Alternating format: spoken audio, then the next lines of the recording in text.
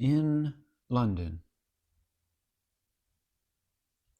It is strange to remember, and yet it was surely my good fortune, that though I heard the teachings of my master, Swami Vivekananda, on both the occasions of his visits to England in 1895 and 1896, I yet knew little or nothing of him in private life until I came to India in the early days of 1898.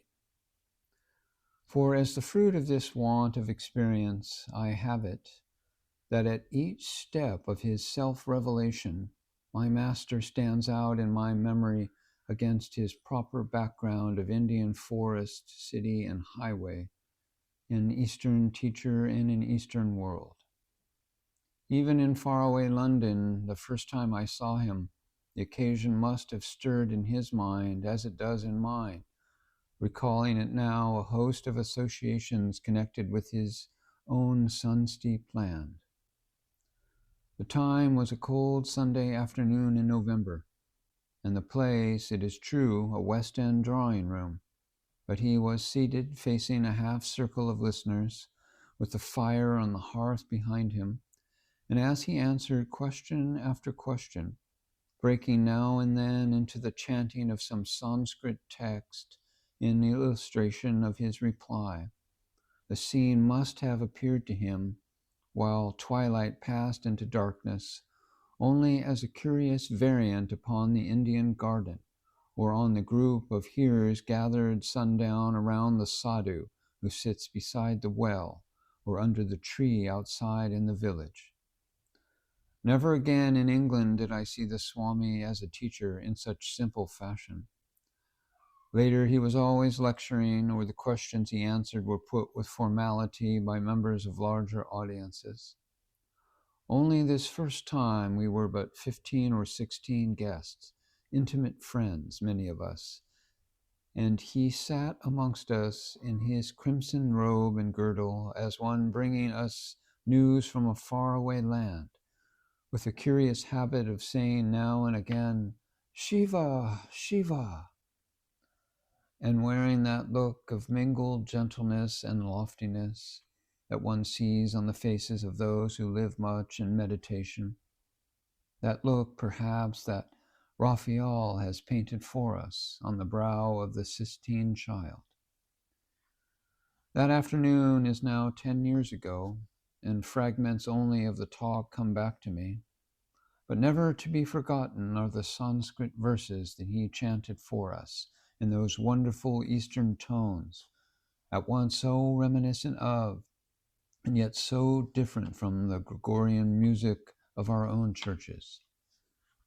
He was quite willing to answer personal questions and readily explained in reply to some inquiry that he was in the West because he believed that the time had come when nations were to exchange their ideals as they were already exchanging the commodities of the market. From this point onwards, the talk was easy. He was elucidating the idea of the Eastern pantheism, picturing the various sense impressions as but so many different modes of the manifestation of the One. And he quoted from the Gita and then translated into English, "All these are threaded upon me as pearls upon a string." He told us that love was recognized in Hinduism as in Christianity as the highest religious emotion, called prem. And he told us a thing that struck me very much, leading me during the following winter to quite new lines of observation, that both the mind and the body were regarded by Hindus as moved and dominated by a third called the Atma, the self. He was describing the difference between Buddhism and Hinduism, and I remember the quiet words he spoke. The Buddhists accepted the report of the senses. In this respect, then, Buddhism must have been in strong contrast with modern agnosticism, whose fundamental suspicion as to the subjective illusion of the senses, and therefore of all inference, would surely bring it more into line with Hinduism. I remember that he objected to the word faith, insisting on realization instead. And speaking of sex, he quoted an Indian proverb saying, "It is well to be born in a church, but it is terrible to die there." I think that the doctrine of reincarnation was probably touched upon in this talk. I imagine that he spoke of karma and bhakti and jnana as the three paths of the soul. I know he dwelt for a while on the infinite power of man, and he declared that the one message of all religions to lie in the call to renunciation. There was a word to the effect that priests and temples were not associated in India with the highest kind of religion, and the statement that the desire to reach heaven was in that country regarded by the most religious people as a little vulgar. He must have made some statement of the ideal of the freedom of the soul, which brought it into apparent conflict with our Western conception of the service of humanity as the goal of the individual. For I remember very clearly that I heard him use the word society for the first time that afternoon, in the sense that I have never been quite sure of having fully understood. He had, as I suppose, stated the ideal, and he hastened to anticipate our opposition, saying, "You will say that this does not benefit society, but before this objection can be admitted, you will first have to prove that the maintenance of society is an object in itself." At the time, I understood him to mean humanity by society, and to be preaching the ultimate futility of the world, and therefore the work done to aid it. Was this his meaning? In that case, how is one to reconcile it with the fact that the service of humanity was always his whole hope? Or was he merely stating an idea and standing aside to give it its full value? Or was his word society again only a faulty translation of the curious Eastern word samaj, with its theocratic associations and meaning something which includes, amongst other things, our idea of the church? He touched on the question of his own position as a wandering teacher and expressed the Indian diffidence with regard to religious organization, or as someone expresses it, with regard to a faith that ends in a church. He said, "We believe that organization always breeds new evils." He prophesied that certain religious developments then much in vogue in the West would speedily die owing to love of money. And he declared that man proceeds from truth to truth and not from error to truth.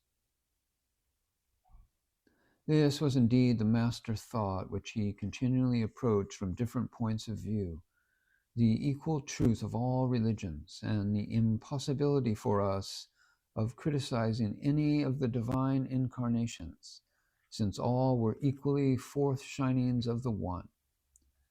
And here we quoted that greatest of all verses of the Gita: "Whenever religion decays and irreligion prevails, then I manifest myself for the protection of the good, for the destruction of the evil, for the firm establishment of the truth. I am born again and again." We were not very orthodox or open to belief, we who had come to meet the Hindu yogi, as he was called in London at that time. The white-haired lady with the historic name who sat at the Swami's left and took the lead in questioning him with such exquisiteness of courtesy was perhaps the least unconventional of the group in matters of belief, and she had been a friend and disciple of Frederick Denison Morris. Our hostess and one or two others were interested in those modern movements which have made of an extended psychology the center of a faith. But most of us had, I incline to think, been singled out for the afternoon's hospitality on the very score of our unwillingness to believe, for the difficulty of convincing us of the credibility of religious propaganda in general. Only this habit, born of the constant need of protecting the judgment against ill-considered enthusiasm, can, as I now think, furnish any excuse for the coldness and pride with which we all gave our private verdicts on the speaker at the end of our visit. It was not new, was our accusation, as one by one we spoke with our host and hostess before leaving. All these things had been said before. For my own part, however, as I went about the task of that week, it dawned on me slowly that it was not only ungenerous, it was also unjust to dismiss in such fashion the message of a new mind and a strange culture.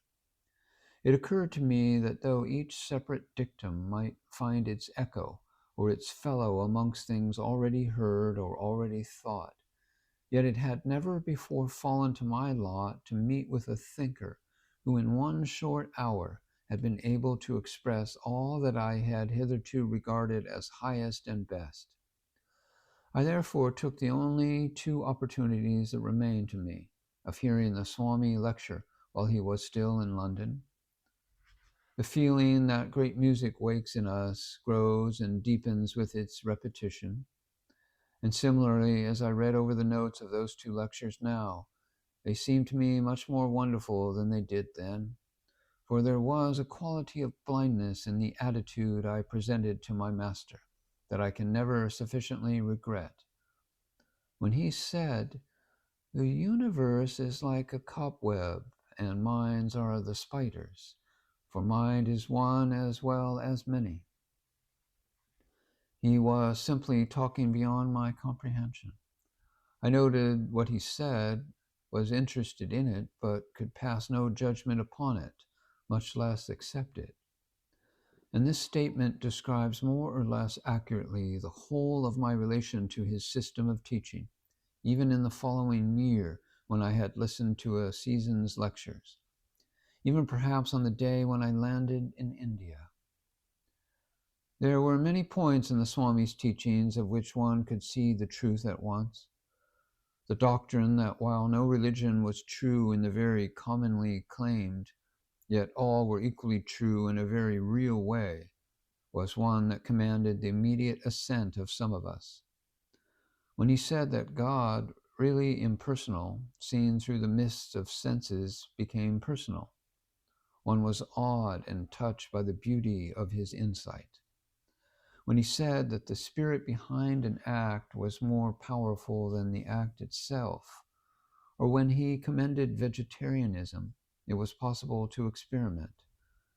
But his system as a whole, I for one viewed with suspicion, as forming only another of those theologies which, if a man should begin by accepting, he would surely end by transcending and rejecting. And one shrinks from the pain and humiliation of spirit that such experiences involve. It is difficult at this point to be sufficiently explicit. The time came before the Swami left England when I addressed him as master.